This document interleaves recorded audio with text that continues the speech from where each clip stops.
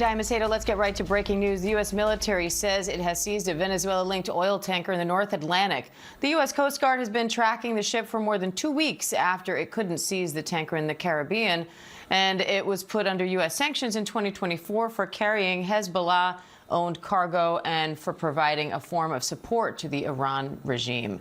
Let's bring in senior Pentagon reporter Louis Martinez and ABC contributor, former UK national security official Steve Hill for more. Hi, Louis. What's the latest here?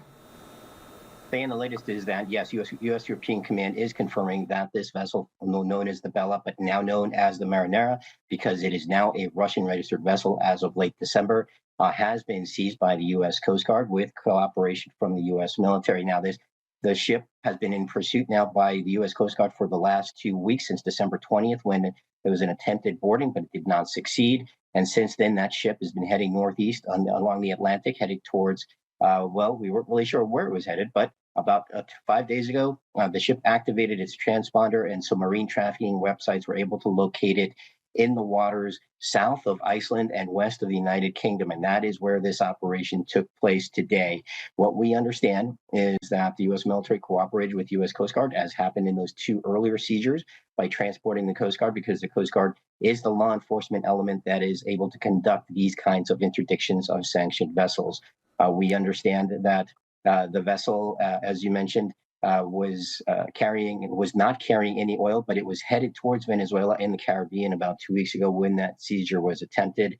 And we do know, as of right now, that it appears, given that U.S. European Command has confirmed this, that the operation appears to be completed. Steve, what could this mean for U.S. relations with Russia and the efforts for peace in Ukraine? Well, I think it's a very sobering reminder to President Putin, who has been enjoying the last few days, that U.S. power can be directed at him as well, that the U.S. can and will use its power even if Russia has a stake in the game. The US have essentially put down a marker, which I think is also relevant for any future action in Cuba, that they're not going to be afraid of escalation with the Russians. The Russian Deputy Defense Committee head has already said that they're not going to escalate this militarily. The danger, of course, is that something happens that's not anticipated. Steve, not going to escalate it militarily, but how do you expect Russia to respond to this?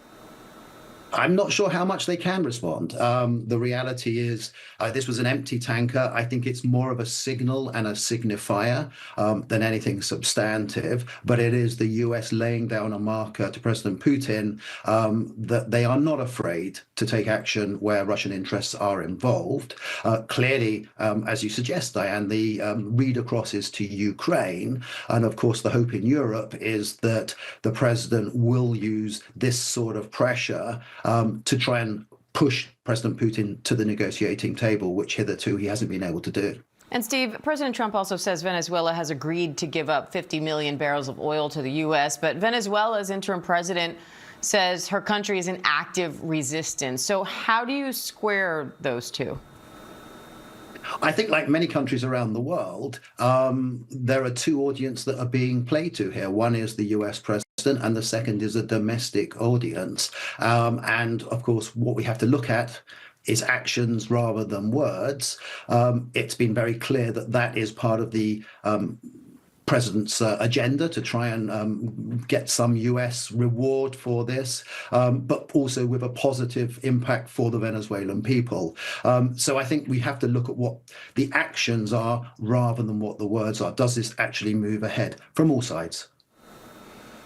And Louis, what are you watching for next as this unfolds? Well, as Steve has mentioned, there's a lot to watch in terms of what happens next, particularly since Russia is involved. One of the things that we should point out, Diane, is that there are Russian Navy vessels in the vicinity of the tanker. It appears that over the last couple of days, those Russian vessels moved closer to the Marinera, in effect, to maybe escort it. So the question now becomes, what do those ships do? It's very unclear, and this is very early in that whole process. But I think it raises new questions because, as we note, Russia could respond in many different ways. But you have a very physical response that present right there next to the ship.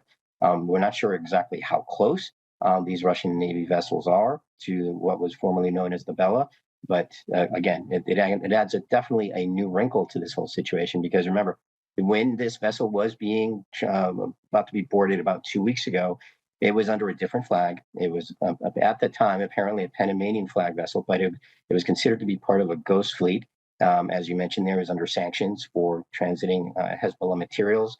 And when it was boarded, and then when it was the intent was made to board it, or at least to get close to it by the Coast Guard, then what it did is it headed up to the North Atlantic. And during that time is when, and just recently in the last, I think about 5-6 days, is that Russia has now claimed it as one of its own.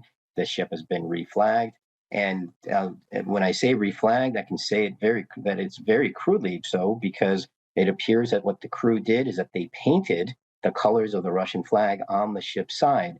When it kind of shows you how hastily all of this has been taking place. All right, Louis Martinez, Steve Hill, thank you both.